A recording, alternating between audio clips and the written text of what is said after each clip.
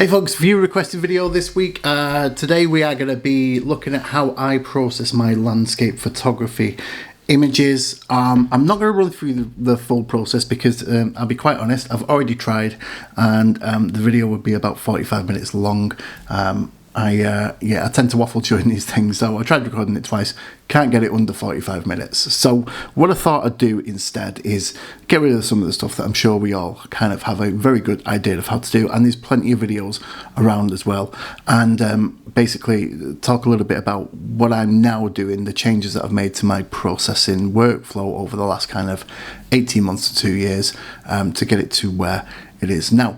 Always, and no change here, start with my white balance and get that to a good point. And typically what I will tend to do is just desaturate the entire image. And that I've pressed there, the desaturation, that's just a preset that I've created, which does absolutely nothing other than pull all of the saturation out of the image. Once I've done that, I will start adding in some contrast down here with the luminance sliders. And if I pull the blues down, for instance, you'll see the change in the effect that makes. I certainly don't need to be doing it that much, but I'll start to add in some little pops here and there for change the yellows. I'm going to see a change on the mountain range on the grasses in the background, and you can start to add in little areas of contrast throughout your image using these luminance sliders. And once I've done that, I will start to add saturation back in, and I will start with the most important colors for me in the image, which in this image are the greens. So I'm going to pull those up. I really like those spring greens that are in the trees, and because there's quite a lot of green in the yellows, pull that up as well, and that to where I think it's starting to look quite nice. So let's take a look at the greens over here.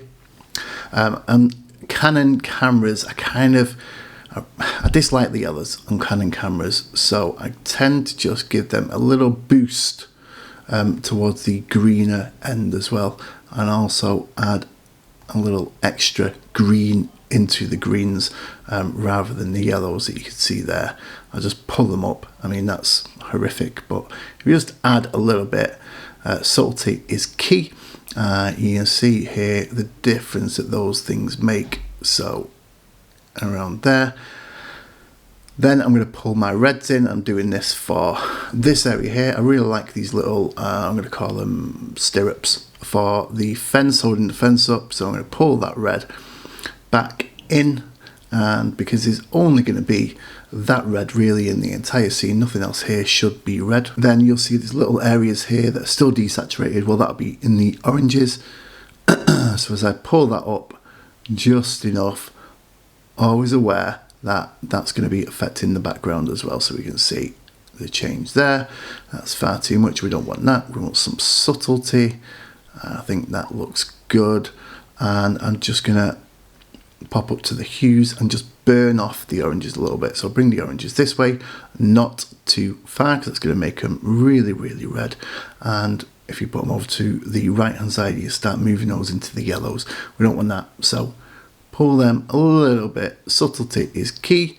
There we go, happy with that. Pop down here, and yeah, fairly pleased with what we've got in there. Then the last thing that I'm going to do is bring the blues back into the sky, and what I want to create is a definition between the cloud that's over here and the sky with some colour. So as I start to bring the blue in, we're going to start to see that happen, and a bit of aqua in, and there we go. In Lightroom, that's what I'm going to do. I'm just going to make a couple of adjustments to the shadows, bring that out a little bit, bring that highlight down for the sky, create a little bit of contrast with white slider and black slider.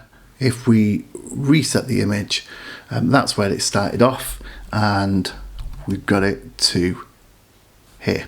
And from here, I'm ready to take this image into Photoshop. And once we're in Photoshop, I'm just going to click Ctrl and J to create a new layer to start working on. And I'm basically going to start to dodge and burn this image. I'm going to darken down some of the darks, and I'm going to lighten up some of the lights. And by doing this, you're going to create, well, I'm going to create a slightly ethereal feel to it, because contrast like this doesn't exist in the real world. Now, this is kind of my first step towards kind of getting that painted look, that artistic feel to the image. There's 110 ways, I'm sure, that you can dodge and burn. There's some destructive ways, there's some non-destructive ways, and I definitely prefer to work non-destructively. So to do that, I'm going to do 2 curves layers, and I'm going to lay one as dodge, one as burn, and my dodge layer, I'm going to click over here and start to brighten the image. There we go. I think I'm fairly happy with that. And on the burn layer, which is over here, which burn is darken, I'm going to darken the image down. And if you've never done this before, you might be thinking, what the hell is he doing? What's the point of this? Well, you'll see in a moment, but what I'm trying to do between those is get them to a point where it's not too dissimilar to the original image. So I'm just gonna bring that brightness down ever so slightly, and I think by doing that we're going to be there or thereabouts. Yep, that'll do. And now I'm going to invert those masks. So we've got masks here: white reveal, black conceal. So right now we've got a white mask over on the dodge layer, which is revealing that curves adjustment that we've just done here, where we've brightened it up.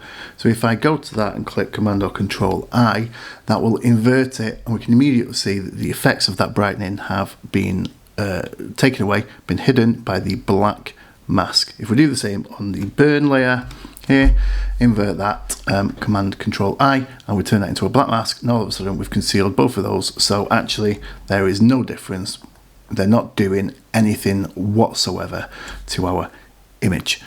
Now on our dodge layer, so dodge is brighten, I'm going to get a brush, which I've got here, so my brush tool, and down here I've got white and black, and white reveals, black conceals. So if I paint with my brush tool onto my image, just do this, you're going to see that by doing that I can start to brighten up areas of the image.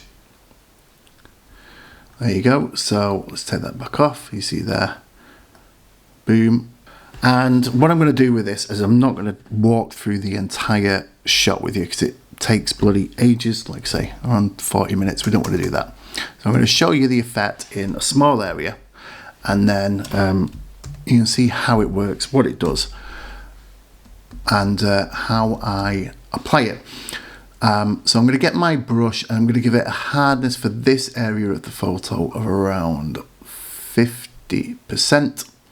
I'm going to give a flow of around 50% as well.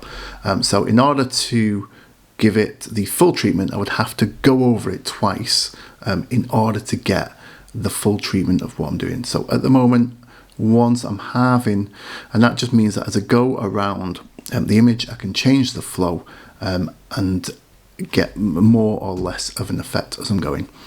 But for here, what I'm going to do is I'm going to paint over. I'm going to be a little heavy-handed so you can see it. I'm going to paint over some of these bright areas. So hopefully you can see what I'm doing here. You can see where the shadow is from the fence, and you can see where the sun is coming through. And I'm just brightening up those areas where the sun is shining through. And I'm not doing this in any area other than where we've got some natural light coming through. So if I do it on the first, what I'm calling stirrup, and then the second. Stirrup is definitely not the right word, but it's all I can think of at this time of the morning. Only had one coffee so far, and you can just see the effect of this. There we go. I think that'll do for there. Now if I turn this on and off, you're going to see that effect in all of its glory, and how that works to add this already different kind of feel to it, not quite real world feel. And yep, it's a little bit messy. I can see that, but for the sake of the video, I'm not going to try and do everything perfectly. So what I'm going to do now is I'm going to go into my burn layer. So it's the same deal. This time though, we're going to work in the shadowy areas. And so I'm going to add some extra shadow into the areas that have already got shadow in them. So I'm not trying to create shadow where there isn't any shadow. I'm just adding, enhancing the shadow that's already there. The same as with the light. I'm not trying to add light where there isn't any light. I'm trying to enhance light that is already there. And that's what I'm doing with the shadow, is I am enhancing shadow that already exists within the image. And when I've finished this, here we go. If we then go and turn this on and off, just looking at these two small areas of the frame here, and we're going to be able to off and on and really kind of change the look and the feel and start to give an almost painted feel to what we're doing. I'm not reinventing the wheel here. I am not inventing something that doesn't already exist. Plenty of people use dodging and burning in different ways. Another way you could do it, for example, is let's just show you another dodge and burn way of doing things. As I can add a layer, I'm going to make that layer into a soft light. I'm going to use a brush, white brush. I'm going to pop my flow up to 100%. I'm going to bring my opacity down to, let's see, 20. I've got a white brush. I'm going to paint on white soft light into these areas, and you'll see doing the same thing. So loads of different methods you can use for doing this. I prefer to use the method with the curves layer.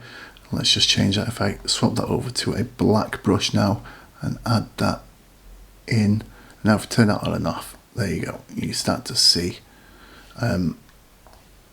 how dodging and burning can have various forms, doing various different things, loads of different ways you can do it. Just add some light into there so you can see it. But by doing that, that's how we start to get that painted feel to our image. And as we're now on 15 minutes, that's where I think we'll leave it. I think that's all you need to know at this part. I'll do another follow-up to this maybe in a few weeks for you guys who want it, where I discuss kind of the next thing that I do. But this is definitely stage one of what we covered. And when it's finished, we're going to take our image from that image there through to our final image, which is this image here. And the majority of this is done with dodging and burning. I then bring it back into Lightroom and I add some finishing touches and with masks, just to create the kind of luminosity and look and feel that I want for my photograph. And you'll see here little things like taking out the wire, just general things that we would do. Our wire here, general things that we would do. So there we go, wire's gone. So we've gone from our base, which was this, and took it to this. But this was really about how I'm using dodging and burning to create that kind of almost painted feel. Hope this has been useful. Let me know down below if there's some stuff that you didn't understand. I'll definitely try and follow that up. Or if there's some specific questions that you'd like to ask, specific video about how I do my thing. I am not Photoshop guru. There are some great channels out there. Pixel Perfect, Glenn Dewis, I think his name is, two that spring to mind. I watch those guys. They are levels and levels and levels above where I am. So give them a watch if you really want to dive into Photoshop. But this is how I do it. It's how I use it. And I'm happy to share anything that I can that is going to help you guys out and get you to the next level. And I think that will be it for this video. So thank you for watching. I'll see you guys on the next one pretty damn soon. Bye.